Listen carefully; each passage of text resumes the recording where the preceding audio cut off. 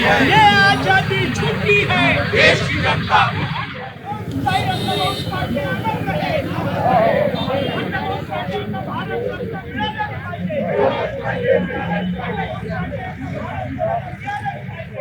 साठेकर साहित्य अमर रहे, कांग्रेस साठेकर साहित्य अमर रहे,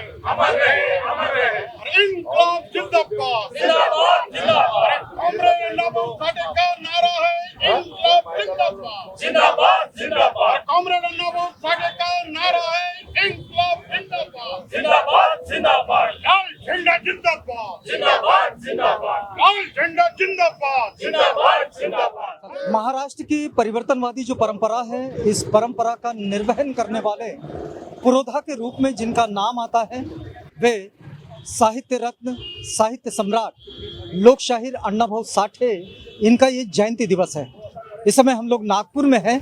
नागपुर की दीक्षा भूमि से सटा हुआ ये जो चौक है, इसी चौक के पास लोकशाहीर अण्णाभाऊ साठे, इनका ये प्रतिमा बनी हुई है और इसी प्रतिमा के सामने ये जो लोग आज बाबा साहेब की प्रेरणा से लेकर तो अण्णाभाऊ साठे की प्रेरणा तक ये जो अभिवादन का कार्यक्रम चलता है, इसमें आज लोकशाहीर अण्णाभाऊ साठे को अभिवादन करने यहाँ पहुँचे हैं। इन्हीं लोगों से आज बातचीत करेंगे, इनसे समझेंगे कि लोकशाहीर अण्णाभाऊ साठे को अभिवादन करते हुए ये कैसे संकल्पित होते हैं। साहित्य रत्न, साहित्य सम्राट लोकशाहीर अण्णाभाऊ साठे, इनका जयंती दिवस है और जयंती दिवस पर अभिवादन करने आप पहुँचे हैं। हम समझना चाहेंगे कि इतना बड़ा साहित्य विश्व ये अण्णाभाऊ साठे ने निर्माण किया। अण्णाभाऊ साठे के इस साहित्य विश्व में से आप क्या प्रेरणा लेते हैं? आज 104वीं जयंती है उनकी वाली। 104 साल के बाद में अण्णाभाऊ साठे, इनको हम लोग याद कर रहे हैं, क्योंकि उनका जो समाज के लिए जो दुबला पिछड़ा जो समाज था, जो पिछड़ा हुआ समाज था, उनको उठाने के लिए उन्होंने जो प्रयत्न किया वो अत्यंत सराहनीय है। और उन्होंने अपना कार्य करते हुए अपने जीवन लाइफ में कार्य ही किया, और उसी प्रकार उन्होंने जो अपने साहित्य संपदा निर्माण की है वो भी एक वाकई जोगी है, बहुत ही उसको सराहने जोगी है। क्योंकि उन्होंने अपने जीवन में जो लिखा है उसको पढ़ते हुए ऐसे रोंगटे खड़े हो जाते हैं कि उन्होंने जो अपने व्यक्तिगत इसमें जो जितने लोगों के लिए लिख के रखा है वो पढ़ना बहुत जरूर है, और उसी तरह का आचरण भी जरूरी है। क्योंकि क्या होते आ रहा है, जैसे डॉक्टर बाबा साहब अम्बेडकर को हम सभी लोग मानते हैं, उसी प्रकार अण्णाभाऊ साठे को भी लोग मानने लगे, मानते हैं। लेकिन उसके बहुत सारे ऐसे विचार हैं कि वो अभी भी उनके फॉलोअर वो पूरा नहीं करते। जैसे मैं आपको कहूँ कि अण्णाभाऊ साठे एक मातंग समाज के और बाबा साहब अम्बेडकर महार समाज के उस टाइम में, अभी हम बौद्ध बने हैं। तो मेरी इन लोगों को विनती है कि जो बाबा साहब तो आप जय भीम बोलते हैं, लेकिन बाबा साहब के विचारों के ऊपर में, अण्णाभाऊ साठे के विचारों के ऊपर में आपने चलना चाहिए। क्योंकि आपकी इसमें जो अभी भी जो मातंग समाज में जो अभी भी अंधश्रद्धा फैली हुई है, वो अंधश्रद्धा अभी भी उन्होंने छोड़ी नहीं है। क्योंकि हिंदू धर्म के ऊपर में बाबा साहब ने प्रहार किया है, उसी प्रकार का अण्णाभाऊ साठे भी बोलते हैं, मजे सांगून गेले भीमराव, आणि जब बता के गए उनको, तो उनके फॉलोअर ने भी वही उसी तरीके से अपना आचार विचार रखना चाहिए और सबको सम्मिलित होना चाहिए। आज अगर अण्णाभाऊ साठे को आप अभिवादन करेंगे तो आपका कहना क्या होगा? उनके जो विचार है और उनका जो लिखान है, उनका जो साहित्य है, उनको सभी लोगों ने पढ़ने की ज़रूरत है। और पढ़ने के बाद उनमें जो आदमी के उन्नति के लिए जो भी बताए है, जो भी अन्याय के विरुद्ध जो उन्होंने साहित्य में लिखा है, उनको पढ़ के उनको अमल में लाने की ज़रूरत बहुत है। और अभी साहब ने जो बोला है कि उनके जो अंधविश्वास है, वो अंधविश्वास को पूरी तरह से उनको अपने दिमाग से निकालना चाहिए, और उसके लिए जन जागृति की ज़्यादा ज़रूरत है। जी, आज अगर अण्णाभाऊ साठे को याद किया जाए तो किस रूप में याद किया जाए? साहित्य रत्न अण्णाभाऊ साठे, इनके 104वीं जयंती के निमित्त मैं सभी भाइयों बहनों को हार्दिक शुभेच्छाएं देता हूँ, शुभकामनाएं देता हूँ और उनको विनम्र अभिवादन करता हूँ।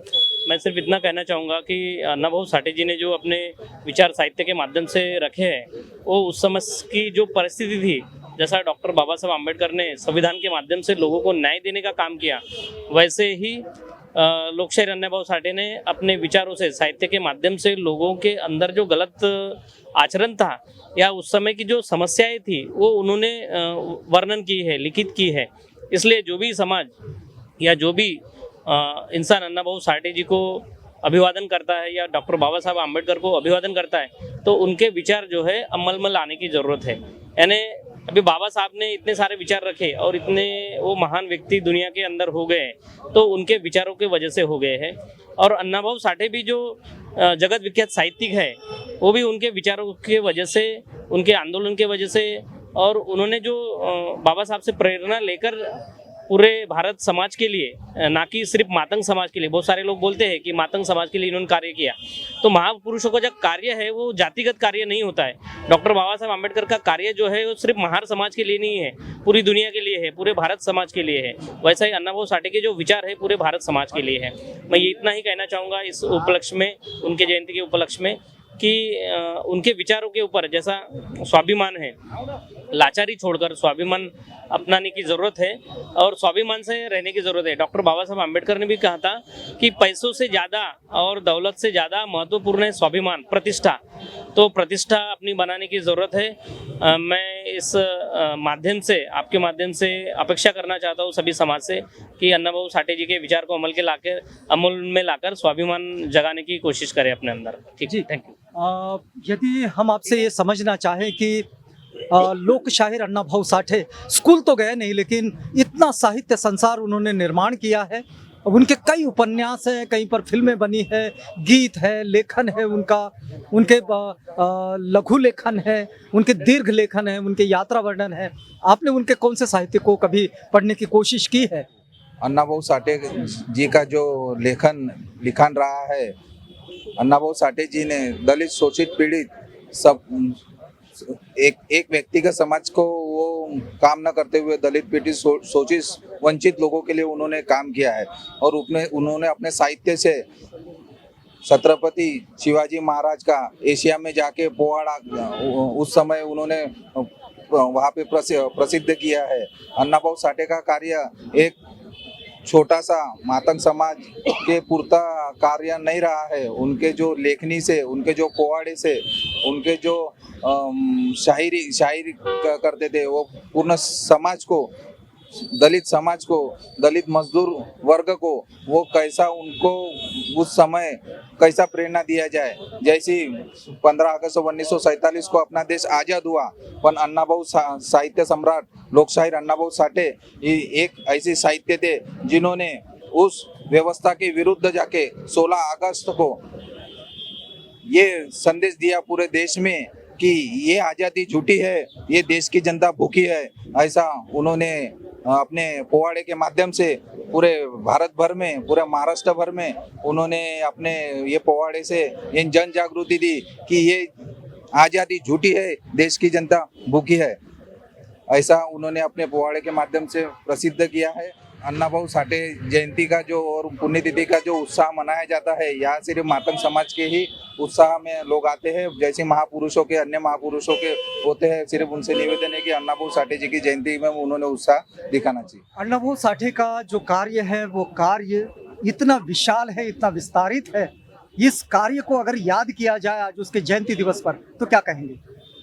हमारा कहना है कि जैसे अन्नाभाऊ साठे जो है, आज जो ये चित्र दिख रहा है, तो इनका जो अट्रैक्शन था, इनका जो फोकस था, इनका जो बिंदु था, वो था बाबा साहब अम्बेडकर। बहुत सारे लोग कहते हैं वो कॉमरेड्स का उन पे प्रभाव था, भले ही उन पे कॉमरेड्स का प्रभाव था। तो कॉमरेड्स का प्रभाव होने का कारण ऐसा है कि कॉमरेड्स के जो लोग हैं वो कोई भी प्रोग्राम करने के पहले उनका एक जागृति जगता है, इस तरह का एक ये रहता है, पार्ट रहता है मूवमेंट का।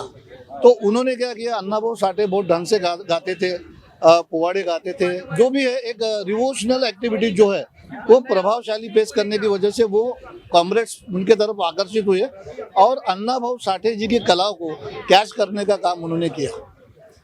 बाद में कैसा हुआ कि जब उनको पता चला कि बाबा साहब ही हमारे दैवत है, बाबा साहब के विचार ही हमको उन्नति की ओर ले जा सकते हैं, इसलिए उन्होंने फकीरा नाम की जो कादंबरी है वो डॉक्टर बाबा साहब को अर्पण की। जग बदल घालूनी गाव मत सांगून गेले भीमराव। तो अन्ना भाऊ साठे का ये कहना था कि ठीक है कि मातंग समाज 1956 को दीक्षा नहीं ले पाए, तो ये हमारी बहुत बड़ी गलती हुई। तो गलती होने की वजह से क्या हुआ, उनको लगा कि यार ये तो बाबा साहब का ही समाज है, परंतु बाबा साहब के विचारों से कहीं तो भी ये परे है, तो क्यों ना हम लोग इसको बाबा साहब की तरफ डाइवर्ट करें। तो इस तरह से उनका कार्य ऐसा रहा कि मातंग समाज को बाबा साहब के विचारों के बगैर उन्नति हो नहीं सकती, इसलिए उन्होंने अपने ढंग से बाबा साहब उनको समझाने का प्रयास किया। आज जो चित्र दिख रहा है उसका कारण ही है, नागपुर शहर के तमाम जो जितने भी महापुरुष है उनके पुतलों का अगर आप अवलोकन करते हो, आप मीडिया वाले लोग हो, तो इतना जो मंजर है, ये जो खुशियाँ है, ये जो अन्ना भाऊ के पास में दिखने को मिलती है, आपको अन्य कई जगहों पे मिलेंगी नहीं। कुछ लोगों ने कहा कि यहाँ मातंग समाज के ही लोग आते हैं, मैं इस बात का खंडन करूँगा। यहाँ वो लोग आते हैं जो जागरूक है, जो बाबा साहब से भी प्रेरित है, अन्ना भाऊ साठे जी से भी प्रेरित है, लवजी साड़वे जैसी भी प्रेरित है। ऐसे यहाँ तमाम जागरूक लोगों का यहाँ जत्था आता है। ये प्रोग्राम 1 अगस्त का मेरा ऐसा ऑब्जर्वेशन है कि कुछ लोगों को हम लोग इन्विटेशन भी हमारे पहुँच नहीं पाते, तो भी वो लोग याद करते कि 1 अगस्त है और 1 अगस्त को हमको अन्ना भाऊ साठे को आदरांजलि देना है, अभिवादन करना है। इस तरह का एक ओवरऑल प्रोग्राम है। हम देख रहे हैं कि यहाँ लोक शाहिर अन्ना भाऊ साठे इनकी प्रतिमा के सामने प्रोफेसर इग्लू रायलू हैं। प्रोफेसर साहब, हर बार जब ये 1 अगस्त का प्रोग्राम होता है, अन्ना भाऊ का अभिवादन करने लोग पहुंचते हैं, आपसे भी बराबर मुलाकात होती है। इस बार हम समझना चाहेंगे कि अन्ना भाऊ साठे केवल साहित्यकार नहीं है, वे उनके साहित्य से उन चीज़ों को अभिव्यक्त करते हैं जिनको वो स्वयं जीते हैं, जिसको समझते हैं, और वो चाहते हैं कि एक नए विश्व का निर्माण कैसे होगा। लेकिन एक बात हम समझना चाहते हैं कि अन्ना भाऊ साठे का सक्रिय सहभाग रहा स्वतंत्र महाराष्ट्र के निर्माण में। आज का जो महाराष्ट्र हम देख रहे हैं, अन्ना भाऊ क्या चाहते थे? नमस्कार। अन्ना भाऊ साठे को मैं एक युग प्रवर्तक मानता हूँ। आपने बिल्कुल सही कहा है कि वो सिर्फ एक लेखक नहीं थे, बल्कि एक ऐतिहासिक क्रांतिकारी पुरुष थे। और जैसे कि आपने कहा है, महाराष्ट्र निर्माण में अन्ना भाऊ साठे का बहुत बड़ा योगदान रहा है। अन्ना भाऊ साठे मतलब एक धर्मनिरपेक्ष, एक विज्ञानवादी विचारक जो थे, जो महाराष्ट्र को आगे ले जाना चाहते थे। महाराष्ट्र की एक बहुत बड़ी पहचान रही है पूरे देश में। महाराष्ट्र प्रगतिशील विचारों का देश राज्य रहा है। यहाँ की संत परंपरा, यहाँ की आधुनिक विचार सावित्रीबाई फुले, ज्योतिबा फुले, डॉक्टर बाबा साहब आम्बेडकर जैसे महापुरुषों ने, महानायकों ने इस महाराष्ट्र को संवारा है। आज हम कहाँ आ गए हैं? आज की सरकार महाराष्ट्र को गोमूत्र और गोबर में अड़काना चाहती है। आज की सरकार जो सरकार है 50,000 स्कूलों को बंद कर चुकी है। आज की सरकार शिक्षण के प्राथमिकता से खुद को हटाना चाहती है। आज की सरकार ये धर्म की राजनीति और जाति की राजनीति में बट गई है। महाराष्ट्र का जो ऊंचा स्थान था शिक्षण में, पावर में, हेल्थ में, उन सब चीज़ों को इसने दरकिनार कर दिया है। और महाराष्ट्र की जो प्रतिमा थी, महाराष्ट्र का जो उच्चांक था, उसको कम कर दिया है। इस परिस्थिति को बदलना अगर हो तो हम में से हर एक को अन्ना भाऊ साठे बनना पड़ेगा। शायद हम लोग अन्ना भाऊ साठे जैसा कृति नहीं कर सकते, शायद हम अन्ना भाऊ साठे जैसे नॉवेल्स नहीं लिख सकते, उनके जैसा साहित्य पैदा नहीं कर सकते, लेकिन हम अन्ना भाऊ साठे जैसे विचार तो रख सकते हैं। हम ये तो जरूर एक इच्छा शक्ति से सामने आ सकते हैं कि हम महाराष्ट्र को प्रगति के रास्ते पर ले जाएंगे और प्रगति के खिलाफ इस जातिवादी, इस विघटनकारी ताकत को हराना चाहिए। इनको अगले चुनाव में हटा देना चाहिए। कौन सी पार्टी आएगी, कौन सी पार्टी जाएगी, ये मैं नहीं कह रहा हूँ, लेकिन जो लोग महाराष्ट्र के शिक्षण व्यवस्था को बर्बाद कर रहे हैं, जो लोग महाराष्ट्र के सेकुलर फैब्रिक को तोड़ रहे हैं, जो लोग महाराष्ट्र की संत परंपरा की वाणी को दबा रहे हैं, उनको सत्ता पर रहने का कोई अधिकार नहीं। आज के दिन अन्ना भाऊ साठे को सच्ची श्रद्धांजलि यही होगी कि हम अन्ना भाऊ साठे के विचारों को आगे ले जाएं और महाराष्ट्र को एक प्रगतिशील राज्य बनाएं। अन्ना भाऊ साठे का ये जयंती दिवस इतने उत्साह के साथ मनाया जाता है। आप देखिएगा कि एक बड़ा शामियाना यहाँ लगा हुआ है और यहाँ अभी एक बड़ी सभा भी होगी। और अन्ना भाऊ साठे जिन गीत और शायरी के लिए पहचाने जाते हैं, वो गीत और शायरी भी उसी परंपरा के साथ यहाँ आगे बढ़ेगी, उसका निर्वहन होगा। बहुत सारे कलाकार इस कला को आगे बढ़ाते हैं और इस कला के साथ बने हुए हैं। लेकिन आज अगर हम समझना चाहें कि लोक शाहीर अन्ना भाऊ साठे, इनका एक बड़ा योगदान रहा है और केवल साहित्य निर्मित में नहीं, केवल गीत और कविताओं में नहीं, तो संगठन को बनाने में, संगठन को आगे बढ़ाने में, मजदूरों के हक, उनके अधिकार, जो गरीब गुरबा की आवाज़ है वो उनके लेखन और साहित्य में दिखाई दी। आपको क्या लगता है कि इस वक्त में इस आवाज़ को कैसे बुलंद किया जाए? मैं तो सबसे पहले सभी समाज बांधवों को और इस नागपुर शहर वासियों को, इतना ही नहीं संपूर्ण महाराष्ट्र और भारतवासियों को आज के 104वीं जयंती के अन्ना भाऊ साठे की जयंती के उपलक्ष्य में बधाई देना चाहता हूँ, उनका अभिनंदन करना चाहता हूँ। सबसे बड़ी बात है कि अन्ना भाऊ साठे का अत्यल्प शिक्षण होने के बावजूद उन्होंने इतना प्रचंड साहित्य निर्मित की है कि आज देश विदेशों में उनके उस साहित्य पर पीएचडी की रही, विविध संस्थाओं में उस विषय पर पीएचडी की जा रही है। इतना ही नहीं, उन्होंने महाराष्ट्र की स्वतंत्र चळवळ में भी पार्टिसिपेशन किया है और उस संयुक्त महाराष्ट्र चळवळ के लिए उन्होंने लड़ा दिया। आज हमारी तरफ से इस शुभ दिन पर आज मातंग समाज के एक गणमान्य व्यक्तित्व के रूप में उन्हें माना जाता है और अपने देश के लिए, अपने राष्ट्र के लिए, अपने प्रांत के लिए उन्होंने जो साहित्य निर्मित की वो उसको कोई तोड़ नहीं। सबसे बड़ी बात है कि मैं भारत सरकार से, इस महाराष्ट्र सरकार से और सभी संबंधित लोगों से विनंती करूंगा कि हमारे साहित्य सम्राट लोकशाहीर अन्ना भाऊ साठे को भारत रत्न पुरस्कार से नवाजा जाए और उनको भारत रत्न पुरस्कार देकर सम्मानित करे, उनके कार्य की प्रशंसा करे, उसके कार्य की दखल ले। मैं साहित्य सम्राट लोकशाहीर अन्ना भाऊ साठे फाउंडेशन और संगीत कला अकादमी का अध्यक्ष नाते अपने संस्था की ओर से भी आपको सभी को बधाई देता हूँ। बाबा साहेब की प्रेरणा रही उस वक्त में, लेकिन अन्ना भाऊ साठे भी उसी प्रेरणा के साथ आगे बढ़ते हैं। आपको एक बात बताएं कि लोक शाहीर अन्ना भाऊ साठे को रशिया सम्मानित करता है। लोक शाहीर अन्ना भाऊ साठे जो कि स्कूल तो नहीं जा पाए, लेकिन पीएचडी तक के पाठ्यक्रमों के लिए उन्होंने विषय दिए और जितना यूजी पीजी एजुकेशन है इसके पाठ्यक्रमों में अन्ना भाऊ का साहित्य है। बावजूद इसके इतना ऐसा व्यक्ति कि जिनको महाराष्ट्र का मैक्सिम गॉर्की कहा जाता है, क्रिकेट में अपने आप को आगे बढ़ाने वाले को भारत रत्न मिल जाता है, लेकिन साहित्य में जिन्होंने अपने आप को इस तरह से स्थापित किया कि यहाँ का नाम पूरी दुनिया में उन्होंने पहुंचा दिया और जिनके साहित्य का दुनिया की लगभग सारी भाषाओं में अनुवाद हुआ है, उनके भारत रत्न के लिए इतना इंतजार हो रहा है। हम समझना चाहेंगे कि ये कैसी व्यवस्था है कि जब आज अन्ना भाऊ साठे का ये 104वां जयंती दिवस मनाया जा रहा है और लोग इस मांग के लिए बने हुए हैं कि अन्ना भाऊ साठे भारत रत्न है, उन्हें भारत रत्न दीजिए। अन्ना भाऊ साठे के जीवन संघर्ष से आप प्रेरणा क्या लेते हैं?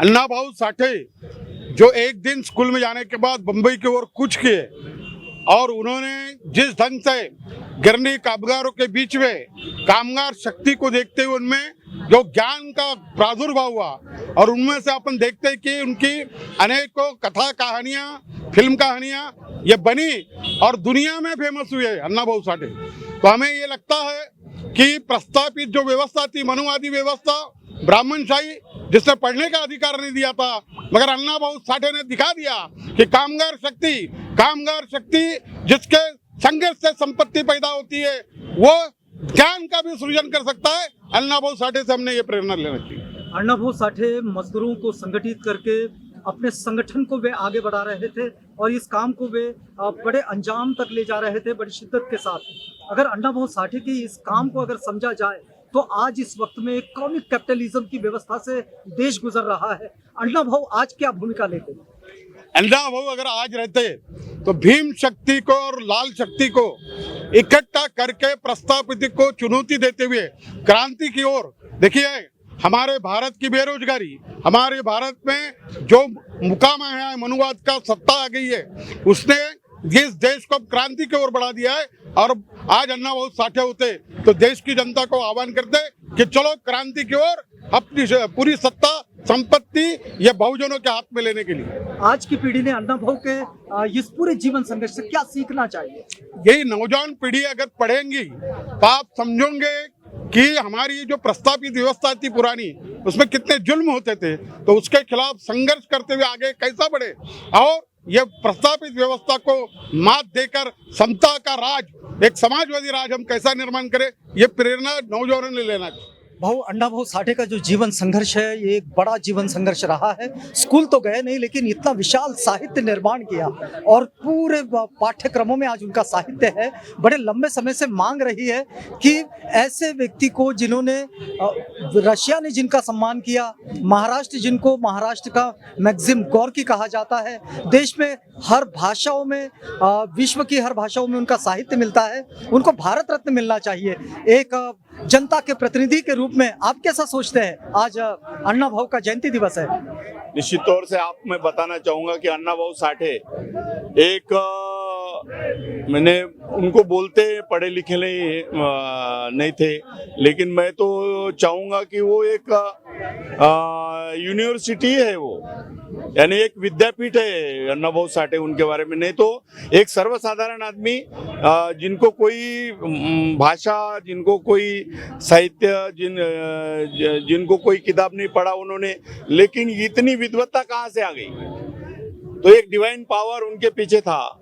एक गरीब घर का लड़का, और यह यहाँ तक रशिया तक आपने बात कही, निश्चित तौर से हम ऐसे विचारों को, एक विचार है, सैल्यूट है। अभी वो लेफ्टिस्ट लोगों ने आज नारे लगाए, तो निश्चित तौर से वो लेफ्टिस्ट विचारों के थे और उनको जो छुआछूत की जो परिस्थिति पूरे देश में थी, तो वो उसका भी उन्होंने ये किया है, यानी विरोध किया है। डॉक्टर बाबा साहब आम्बेडकर के विचारों को उन्होंने माना है और उन्होंने कहा है कि सांगून गेले मला भीमराव।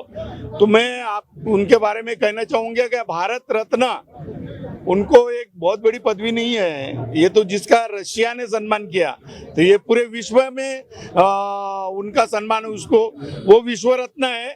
और सोसाइटी ने, समाज ने उनको एक विश्व रत्न ही बोलते हैं अण्णा भाऊ साठे, तो वो तो तुरंत देना चाहिए, किसी की मांग करने की जरूरत नहीं है।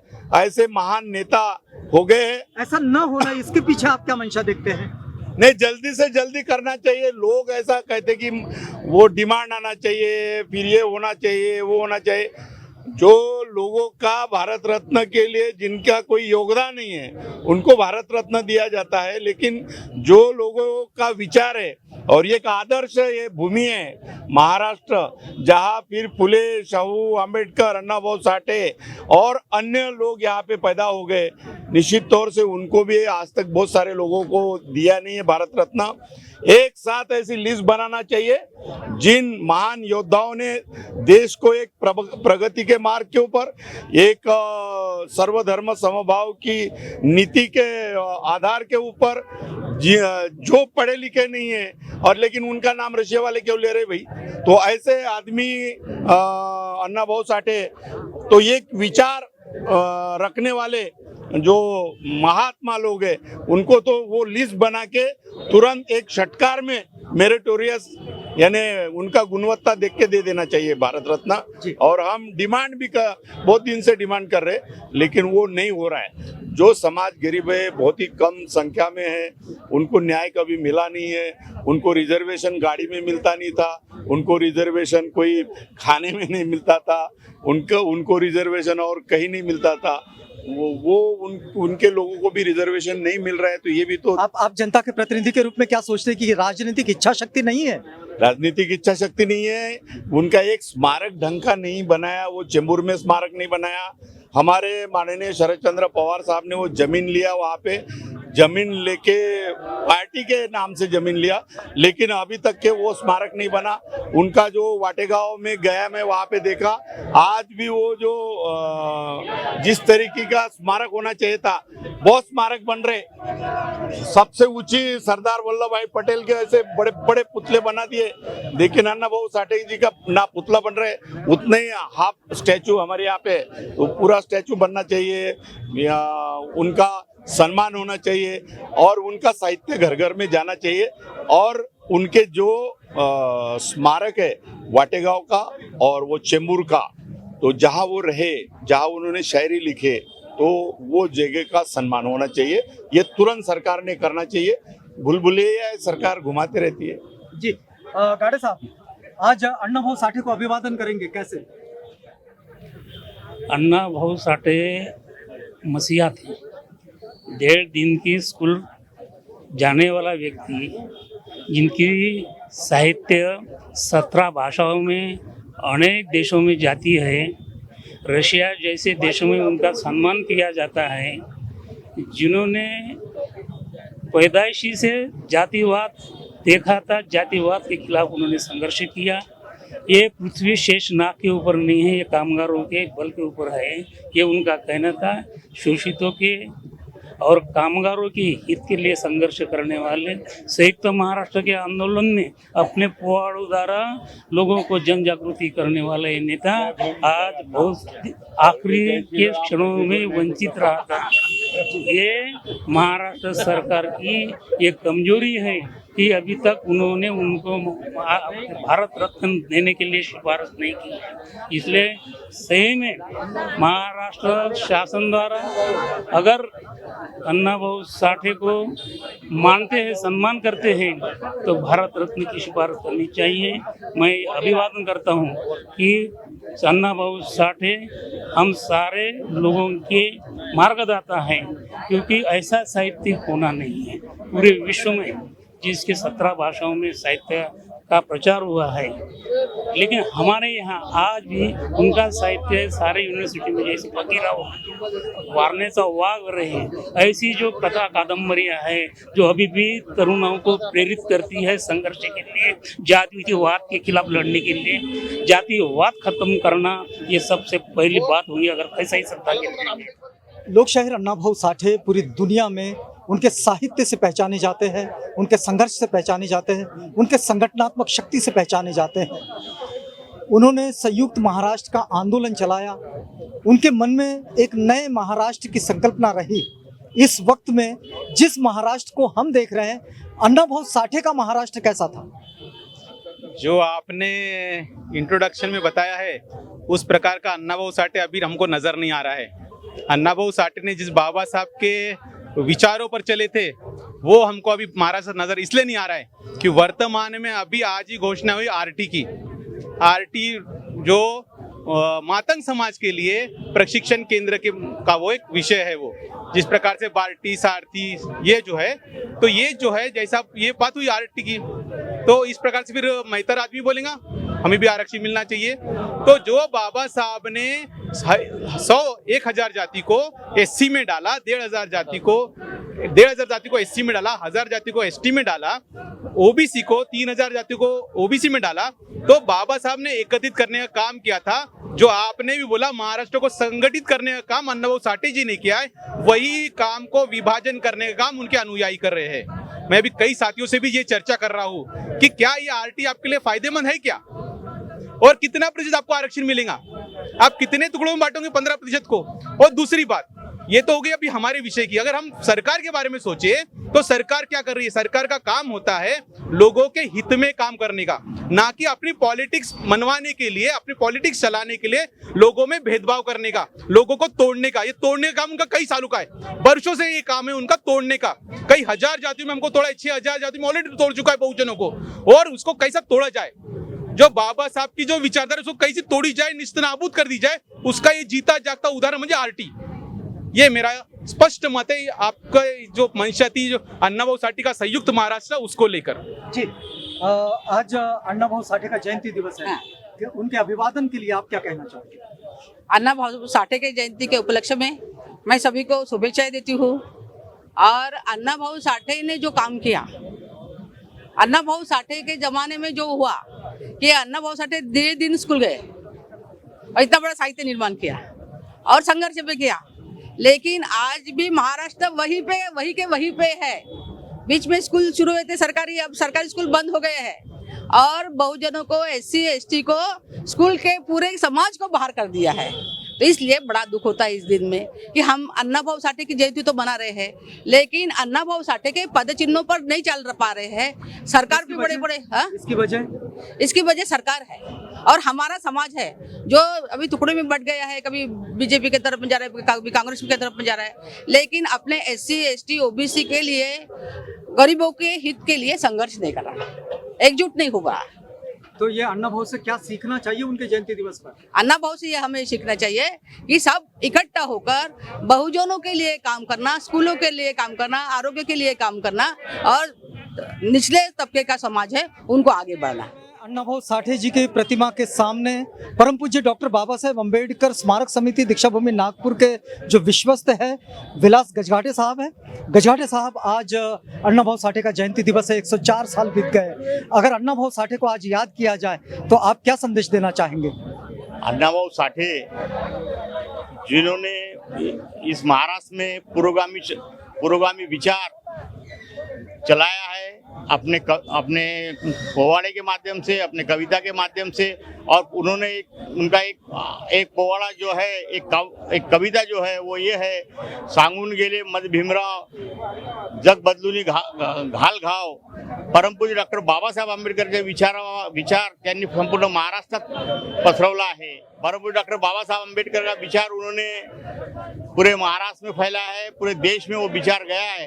परम पूज्य डॉक्टर बाबा साहब अम्बेडकर की चळवळ और इस महाराष्ट्र में शाहू फुले अम्बेडकरवाद, इससे अन्ना भाऊ साठे जुड़े रहे। आज जो उनका समाज है वो भी आज हर समाज के साथ में कंधे से कंधा लगा के खड़ा है। इस समाज ने भी अपनी एकजुटता दिखाते हुए महाराष्ट्र के राजनीति में अपना अस्तित्व बनाना चाहिए। ऐसी आज के दिन अन्ना भाऊ साठे को मैं मेरी तरफ से और परम पूज्य डॉक्टर बाबा साहब अम्बेडकर स्मारक समिति से विनम्र आदरांजलि अर्पित करता हूँ। आज लोकशाहीर अन्ना भाऊ साठे का जयंती दिवस है। आज जयंती दिवस पर अगर अन्ना भाऊ साठे को इस पीढ़ी ने याद करना चाहिए तो किस रूप में? उनको तो भगवान के रूप में याद करना चाहिए, इसलिए कि आज देश को, भारत माता को और वर्ल्ड वालों को सबको जरूरत है। काहे कि तो सबको शांति होना, सबको आर्थिक और सामाजिक न्याय होना। घरों घर ये समस्या हो गई है। भारत की खास करके जनता, गरीब, किसान, मजदूर, कर्मचारी, हातमजुरी वाला, रोजंदारी वाला, कोणत्याही जाती धर्माचे असो, त्याला आज म्हणजे याची गरज आहे, आर्थिक आणि सामाजिक न्यायाची। आणि हे नाही मिळून आला याच्यासाठी अण्णा भाऊ साठे ज्याचे आपले कीर्तनमध्ये, भजनमध्ये आपले ते करत होते प्रचार प्रसार, तसं तुम्ही आम्ही त्यांच्या त्या चरणस्पर्शी प्रणाम करून त्यांच्या ते विचार वाढवायचे। आज समाजाला, देशाला गरज। आज लोकशाहीर अन्ना भाऊ साठे का ये जयंती दिवस है। अगर हम ये समझना चाहें कि वंचित बहुजन आघाड़ी ये भी महाराष्ट्र में उस संघर्ष में लगी हुई है जो संघर्ष वंचितों को न्याय दे, बहुजनों को न्याय दे, और इस काम को अन्ना भाऊ साठे ने संयुक्त महाराष्ट्र के आंदोलन के रूप में आगे बढ़ाए। आपको क्या लगता है कि इस वक्त में किस तरह के काम की आवश्यकता है?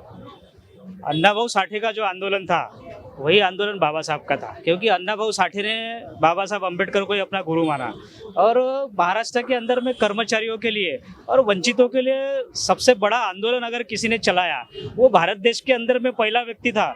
जब 1947 में 15 अगस्त को जब देश आज़ाद हो गया और 16 अगस्त को अन्ना भाऊ साठे जो सिर्फ 4 दिन स्कूल में गए और दुनिया के सबसे बड़े विद्वान बने और उन्होंने ऐसी ऐसी किताबें लिखी कि विदेशों के बड़े बड़े जो फिल्म इंडस्ट्री के लोग हैं उनका लिटरेचर चुरा के उन्होंने बॉलीवुड के और बॉलीवुड की सुपर डुपर फिल्में हिट दिए। लेकिन भारत सरकार ने या महाराष्ट्र सरकार ने हमेशा उनको निग्लेक्ट करने का काम किया। लेकिन अन्ना भाऊ साठे ने बाबा साहब की विचारधारा कभी नहीं छोड़ी और 15 अगस्त को देश आज़ाद होने के बाद में 16 अगस्त को अन्ना भाऊ साठे देश में रैली निकालते हैं कि ये आज़ादी झूठी और देश की जनता भूखी है। ये भारत देश के सरकार के लोगों को, प्रस्ताविकों को उन्होंने मैसेज दिया था कि सही में वंचित लोग इस देश के, महाराष्ट्र के दलित, आदिवासी, बहुजन समाज के लोग वंचित है और वंचितों को न्याय देना चाहिए। और ये न्याय घोषणा के साथ में उन्होंने बोला था कि ये आज़ादी झूठी है और देश की जनता भूखी है। जब तक कि अन्ना भाऊ साठे और बाबा साहब के विचारों का सपना पूरा नहीं होता तब तक कि उनका नारा इस देश के अंदर में लागू है।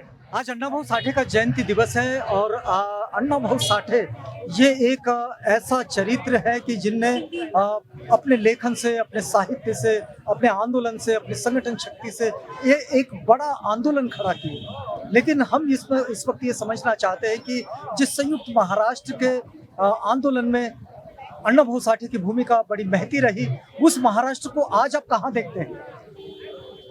अन्ना भाऊ साठे की जो भूमिका थी वो पहले ही दिन जिस दिन आज़ादी मिली उसके दूसरे दिन 15 अगस्त 1947 को आज़ादी मिलने के बाद में 16 अगस्त को उन्होंने बम्बई में एक मोर्चा निकाल के ये कहा था, ये आज़ादी झूठी है, देश की जनता भूखी है। आज वही हालत इस देश का पीएम ये कह रहा है कि 80 करोड़ लोग भूखे हैं और उनको अनाज देना है। तो 75वां साल है ये जो संविधान लागू हुआ, तो संविधान को सही मायने में इन्होंने लागू नहीं किए और ये सब संविधान के विरोधी लोग जो है, मानवतावाद के विरोधी, जिसको मनुवादी कहेंगे, इसलिए ये हालत देश की है। और इसको अगर ठीक करना है तो मानवतावाद को मानने वाले जो लोग हैं, फुले शाह अम्बेडकरी विचार जो है, ये सत्ता पे आए बगैर इस देश का हुक्मरान बनने के बगैर इस देश की हालत नहीं सुधरने वाली है, ऐसा मुझे लगता है। अन्ना भाऊ के संघर्ष से क्या प्रेरणा लेते हैं?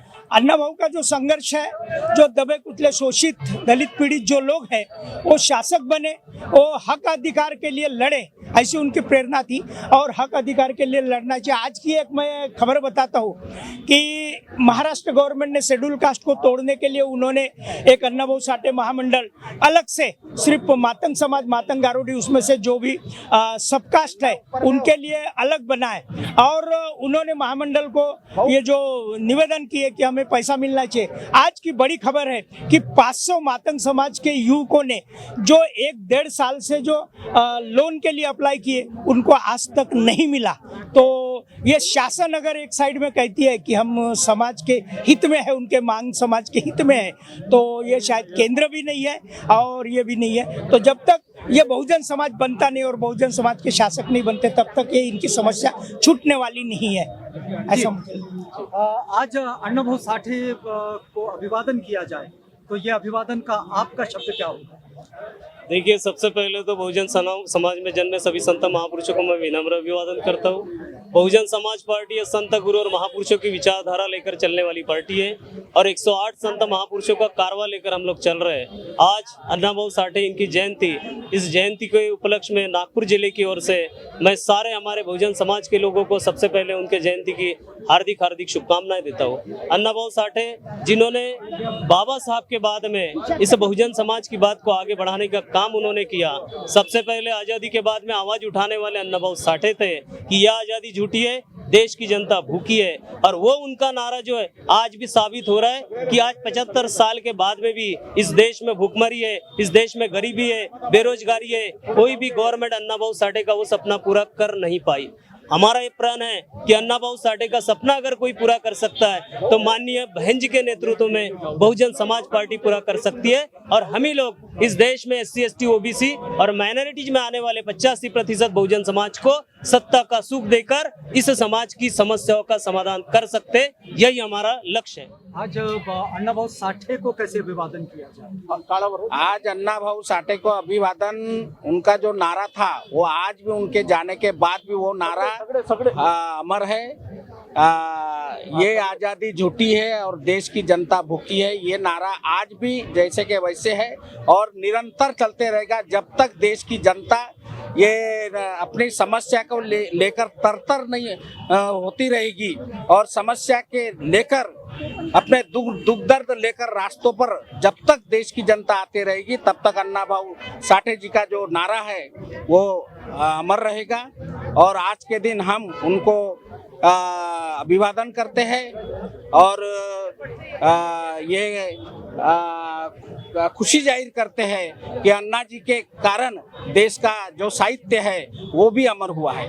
अन्ना भाऊ साठे जी को विनम्र अभिवादन करता हूँ और उनको हम जो अभिवादन जो है वो उसी प्रकार से किया जाएगा कि जो लोग जो आरक्षण की सुविधा से जो लोग ऊपर मतलब क्या है कि पहुंच गए ऊपर, यानी जिन्होंने अपनी प्रगति की है, उन लोगों का ये दायित्व है कि जो लोग अभी भी नीचे के पायदान पे है उनके विकास के लिए, उनके प्रगति के लिए ये कार्य किए। मेरा इशारा आप समझ रहे होंगे, क्योंकि संविधान से आरक्षण से जो लाभान्वित जो जातियां है वो अभी कुछ एक जातियां ही है। तो ये जो लाभान्वित जातियां है, इनका ये फर्ज है कि जो अभी भी मतलब क्या है कि नीचे के पायदान में है, उनके बीच जाकर रचनात्मक कार्य करे, उनके बीच में जाके उनके विकास का प्रयास करे। तभी अन्ना भाऊ साठे को सही मायने में अभिवादन होगा। और अदरवाइज ये जो मनुवादी ताकतें हैं वो इन आरक्षण प्राप्त जातियां, लाभ प्राप्त जातियां और जिन्होंने अभी तक के नीचे की पायदान में जिन्हें, इनके बीच में संघर्ष पैदा करने के लिए ये तत्परता से खड़े हैं। इसका यदि मुकाबला करना है तो हमें उनके बीच में जाके हमारे को रचनात्मक कार्य से उन लोगों का विकास करना पड़ेगा। तो ही सही मायने में अन्ना भाऊ साठे जी को हमने अभिवादन किया। आज अन्ना भाऊ साठे का जयंती दिवस है। आप अन्ना भाऊ साठे को अभिवादन किस रूप में करते हैं? यानी वो एक योद्धा थे, कॉमरेड थी देश का, और उन्होंने जो एक क्रांति की साहित्यिक रूप में की, कादम्बरी, कथा, लेखन, पोवाड़े, और सांस्कृतिक दृष्टि से उन्होंने जो इस देश में काम किया मानवतावाद का, उस मानवतावादी व्यक्ति को मैं आज के दिन में उनको नम्र आवेदन करता हूँ। आज की पीढ़ी ने लोकशाही अन्ना भाऊ साठे से क्या सीखना चाहिए? हाँ, उन्होंने अगर उनकी साहित्य उन्होंने पढ़ा आज के पीढ़ी ने, तो वो पीढ़ी इतनी मजबूत बनेंगी और इस देश में 2 घंटे में परिवर्तन ला सकते हैं, और उन्होंने ये सीखना चाहिए। जी, आज की पीढ़ी ने अन्ना भाऊ साठे के जीवन संघर्ष से क्या सीखना चाहिए? आज अण्णाभाऊ साठेचा जन्मदिवस। अण्णाभाऊ साठे तळागाळातील लोकांसाठी ज्यांनी कार्य केलं त्याचं एक नेतृत्व आपल्याला म्हणता येईल।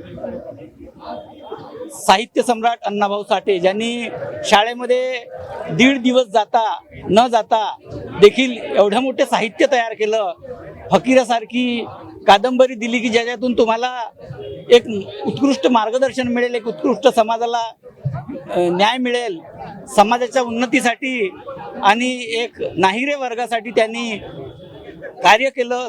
विशेषतः त्यांनी महाराष्ट्राच्या एकीकरणाच्या चळवळीत जे काही आपल्या शाहिरीद्वारे लोकजागृती केली ती अत्यंत वाखाणण्यासारखी आहे। त्याचा आदर्श या नवीन पिढीने सुद्धा घेतला पाहिजे आणि समाजाचं सामाजिक प्रबोधन करून जो नाहिरे वर्ग आहे, 85% बहुजन ज्याला आपण SC ST अनुसूचित जाती आणि OBC म्हणतो, त्या समाजाच्या उत्थानासाठी नवीन पिढीने सुद्धा कार्य केले पाहिजे। या प्रसंगी मी एवढेच म्हणतो। अन्ना भाऊ साठे का ये जयंती दिवस यहाँ नागपुर में मनाया जा रहा है।